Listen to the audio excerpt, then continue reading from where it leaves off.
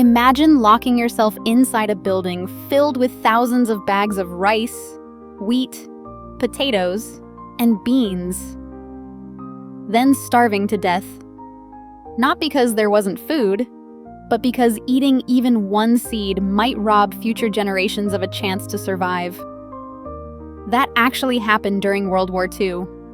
The scientists protecting those seeds refused to touch them, even as hunger slowly killed them. But those seeds existed because of one extraordinary man, a man who crossed deserts, climbed mountains, and traveled over 6 continents searching for the genetic treasure hidden inside ordinary plants. His name was Nikolai Vavilov. Ironically, the man who devoted his life to ending famine would eventually die of starvation in a Soviet prison. Nikolai Vavilov was born in Moscow in 1887. Russia was a country where failed harvests could mean disaster. Crop diseases, poor farming methods, and harsh weather repeatedly pushed entire regions toward famine. As a child, Vavilov watched families struggle whenever crops failed. Most people saw hunger as unavoidable. He believed it was a scientific problem waiting to be solved. Instead of asking why people were starving, he asked why plants failed. That question would define the rest of his life. After graduating from the Moscow Agricultural Institute, he immersed himself in botany, genetics, and plant breeding. While many scientists stayed inside laboratories, Vavilov believed the answers were growing somewhere out in the world. Beginning in the 1920s, Vavilov launched one of the greatest scientific expeditions ever attempted. His teams traveled through mountains in China, villages across India, the highlands of Ethiopia, the Andes of South America, Central Asia, the Middle East, and dozens of other regions. Their mission wasn't gold. It wasn't oil. It wasn't territory. It was seeds. Vavilov realized something most people had never considered. The healthiest and most diverse versions of crops usually existed where humans had first domesticated them thousands of years earlier. If scientists could preserve this diversity, they could breed crops that resisted disease, survived drought, produced higher yields, and fed millions more people. He mapped what he called the centers of origin of cultivated plants, a revolutionary idea that still guides agricultural research today.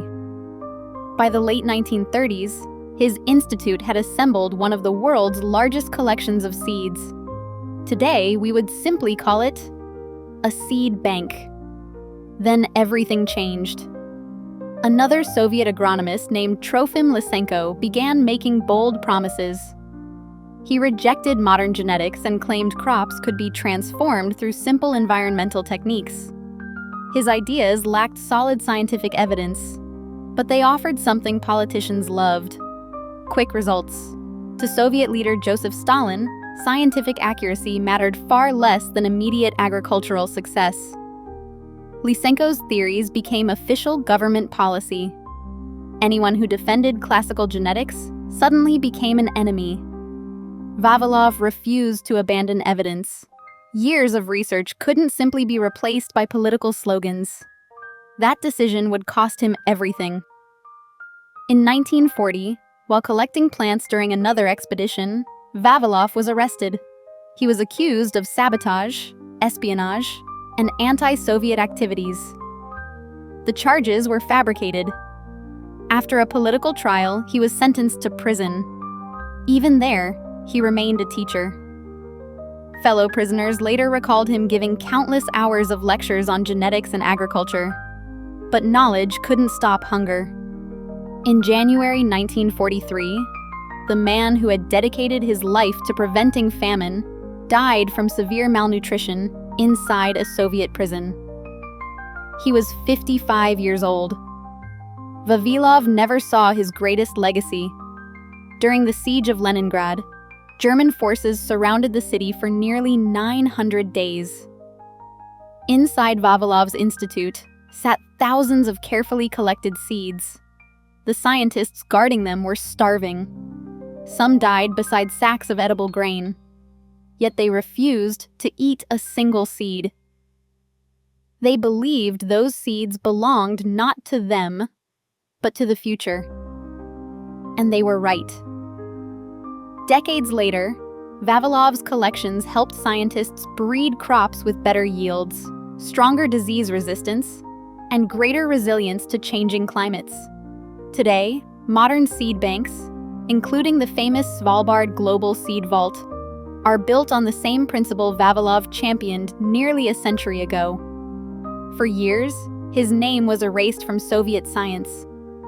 Today, he is remembered as the father of modern gene banks. His greatest discovery wasn't just where our crops came from.